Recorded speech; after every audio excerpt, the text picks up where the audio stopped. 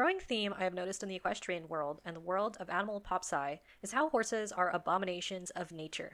Horses can be high maintenance and shockingly fragile. They can die from a tummy ache, they can get panic attacks from plastic bags, and unlike a majority of animals, a sprained ankle can be a death sentence for a horse.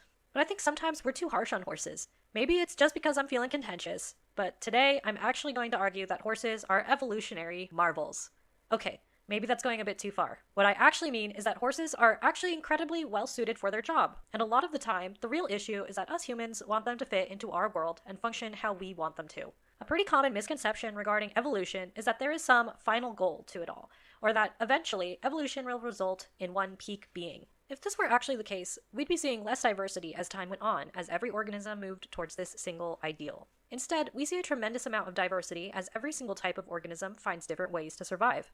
For equines, their strategy to survive is to eat grass and run fast. When the early ancestors of equines ventured into the grasslands millions of years ago, they needed a way to eat and to avoid predators out in such an open, exposed landscape. So they developed teeth that constantly grow in order to grind down tough, silica-rich grass. Their digestive systems developed to slowly digest a constant but small supply of grass, so that horses could eat constantly while on the move. Equine toes fused into a single, long toe, protected by what is basically a big, hard fingernail. Their long legs and small hooves maximize their speed for escaping predators. And equines became hyper-vigilant because those that didn't pay attention to their surroundings could easily die.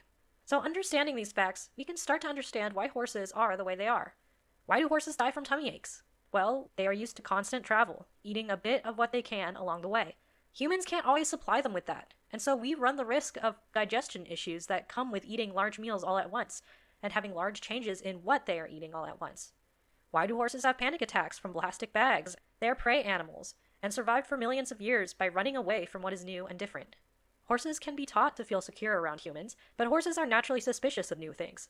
Why does a leg injury often prove fatal for a horse? Because that is how horses escape predators, so they have evolved to depend on mobility. If you look at wild asses, zebras, and truly wild, not feral, horses, none of them are very tall in stature.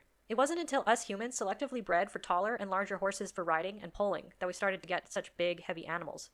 That heavy weight places a lot of pressure on a horse's forelegs. Also keep in mind that these legs have no muscle, only tendons and ligaments from the ankle joint down. Those tendons and ligaments are already under strain just under normal circumstances.